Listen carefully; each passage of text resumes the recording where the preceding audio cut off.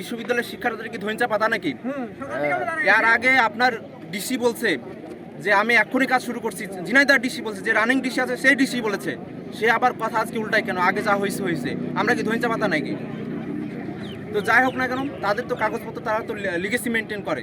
শিক্ষার্থীদের জন্য আপনারা কি পানিশমেন্ট দিবেন? এখন আমাদেরকে কি পুরস্কার দিয়ে আপনারা ছেলেপেলেদের যে 5 ঘন্টা যে কর্মঘণ্টা নষ্ট হলো, অনেকের টিউশনই আছে, উৎসব আসে 10 বার যাতায়াত করার, তাহলে আপনারা এখন সমাধানটা আপনাদের হাতে। আর আমরা যেটা বলেছি যে আগে 7 দিন না, আপনারা ইমিডিয়েটলি কাজ শুরু করবেন, আজকে কাজ শুরু করবেন। যেভাবে কুষ্টিয়া বলছে তারা আজকে কাজ শুরু করছে, আপনারা কাজ শুরু করেছেন কিনা বা কিভাবে করছেন, আপনারা আজকে কাজ শুরু করতে হবে আপনাদেরকে। আসলে হাইওয়ে ইট দিয়ে আপনারা সার্ভার হলো কুষ্টিয়ার জন্য সার্ভার ঝিনাইদহ যান, বুঝছেন? তাহলে আপনাদের শিক্ষা যদি হয় হাজার হাজার যাত্রী জবাব দিতে দাও এই প্রশ্নগুলো।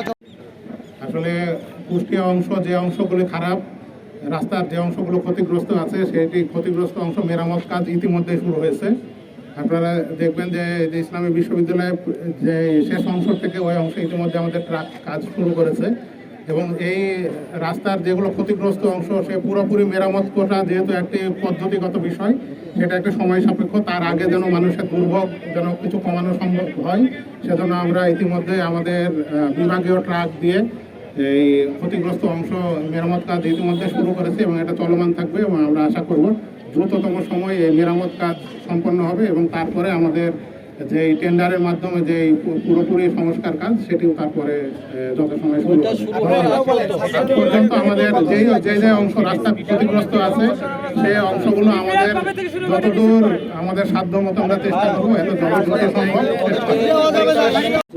যখনই আমি ডিসি স্যার আমাকে একটা এই বিষয়টা নিয়ে যখনই ফোন দেয়, আমি সাথে সাথেই আমি ডিসি অফিসে যাই। আচ্ছা, ফোন দেওয়ার আগে আপনারা টের পাননি? ফোন দেওয়ার আগে আপনারা টের পাননি? আর ক্ষমা চাওয়ার আগে তো কথা না বলতে দিবি না। এই ক্ষমা চাই, এটা মানুষ কিভাবে? কোনো কাল বিলম্ব না করেই এখানে। আচ্ছা, তার আগ পর্যন্ত আপনারা কি করছিলেন? ডিসি স্যার যেহেতু নতুন আসছে, স্যার ডাকছিল যে এই বিষয়টা স্যার অবগত হচ্ছে না আমার কাছে। পরবর্তী স্যার এই বিষয়টা নিয়ে জিজ্ঞাসা করছিল, আমি এই বিষয়টা বলি যে স্যার এর আগে আমরা এই বিষয়টা নিয়ে বসছিলাম। পরবর্তীতে স্যারের নির্দেশনা এবং আমার ঊর্ধ্বতন কর্তৃপক্ষের সাথে কথা বলার পরই আমি কোনো সময় নষ্ট না করেই আমরা রওনা হয়েছি। তারপরে আমার আসতে দেরি হওয়ার কারণে যারা শিক্ষার্থীরা যারা মনে কষ্ট পেয়েছেন, এর জন্য আমি দুঃখ প্রকাশ করছি। ক্ষমা চাইতে হবে, দুঃখ না ভাই। এটা যেন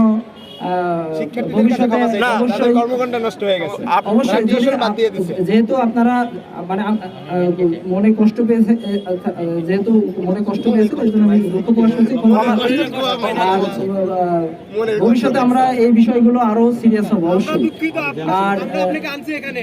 আর আমার ঝিনাইদহ পার্টের যে অংশগুলো আছে সেই অংশগুলোর ক্ষেত্রে কালকে থেকে আমার 2টা করে ট্র্যাক চলবে, এবং স্যার ইতিমধ্যে বলেছে আমার ক্ষেত্রে একই কথা যে আর্টসোলিং এর কাজ আমরা আর করবো না, যেহেতু এখন শুকনো মৌসুম, এবং আমরা 2টা করে ট্রাকের মাধ্যমে যতদিন মূল কাজ শুরু না হয় ততদিন পর্যন্ত আমাদের রিপেয়ারটা কন্টিনিউয়াস চলবে, এবং মানে কন্টিনিউয়াস এই যে কোনো এবড়ো থেবড়ো বা গর্ত বা পটহোলস এইগুলো ইনশাল্লাহ থাকবে না। আমরা যেহেতু মানে কন্টিনিউয়াস 2টা ট্র্যাক দিয়ে এখানে শেষ করব, তারপরে আমরা অন্যান্য রাস্তায় এইটা আমার অংশে মানে মূল গর্ত এরকম খুব বেশি অংশ নয়। আমি আসার সময় দেখে আসলাম 200 মিটারের মতো। সেই ক্ষেত্রে আমার বিশ্বাস 7 থেকে 10 দিনের মধ্যে আমার যদি 2টা করে ট্র্যাক চালাই, ইনশাল্লাহ সম্পূর্ণভাবে পটহোলস মুক্ত আমার এই অংশটা আমি শেষ করতে পারবো। আচ্ছা, ওই টেন্ডার যে ছিল, টেন্ডারটা কোন নতুন এবং ফিরে আসা গ্রাহকদের জন্য নগদে চলছে ক্যাশব্যাক সহ প্রতিদিন হাজারো উপহার জেতার সুযোগ। হবে আশা আর ফেরা, সারপ্রাইজ সেরা।